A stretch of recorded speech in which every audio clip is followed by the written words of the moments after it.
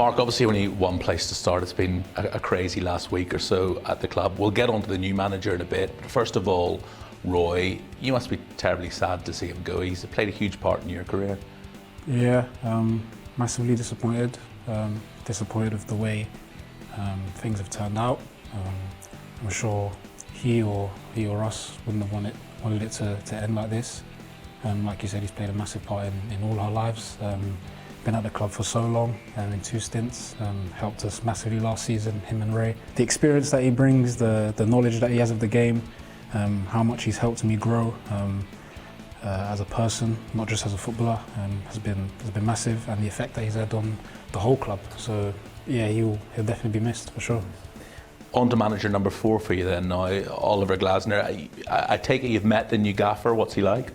He's a great guy. He's a great guy. Him and his staff have been fantastic since they've come in.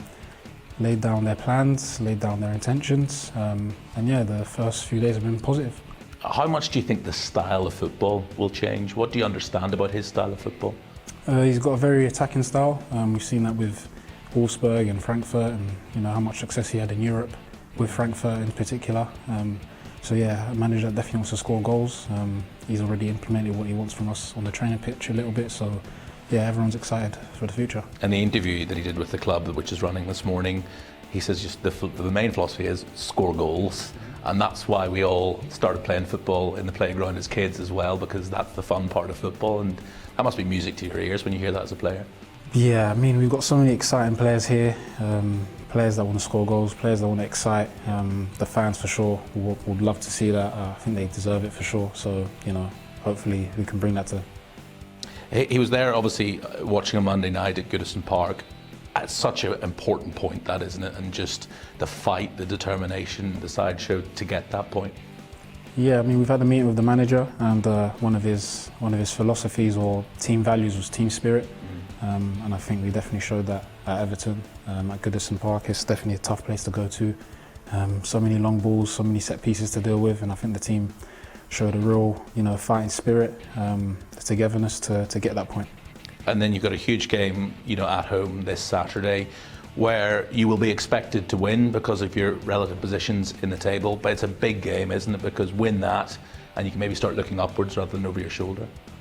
Yeah, for sure. I think expectation goes out the window. It's the Premier League. Whoever you play is a tough game. The Burnley side that's fighting for their lives. We're all fighting for our lives, so they'll be up for it. But we're at home. We're hoping the fans can get behind us and give us that push. And I think what a lot of people outside the club need to realise is just how much bad luck the whole club have had with injuries this season as well. It just feels like as soon as a couple of players come back, another couple of players go down, you must be thinking, what have we done to deserve this? Absolutely right. It's been tough, but we're not the only club that have had that issue this season. Many other clubs as well. So, I don't think we can, have too many excuses. We've got a lot of good players here, Premier League players that are capable of playing at the highest level. No matter who's injured or who's fit. So everyone's going through the same thing. I'm just glad that the team's rallying together and just finding ways to get points in games or staying in games as much as possible. I just want to finish by talking about England. Obviously a big summer ahead, and you must go into the Euros thinking there's no reason why we can't win this.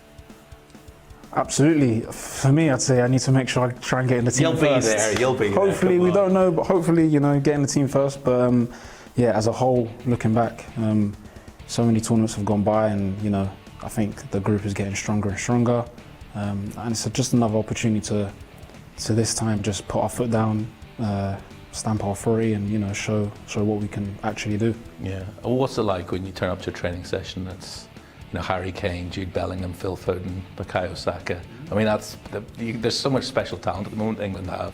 Yes, it's humbling for me, being in that environment, learning off so many top professionals, players that are playing at the biggest clubs in the world, a lot of the players, best players in the world. Yeah. So for me, I just go there, enjoy the time that I'm there and try and learn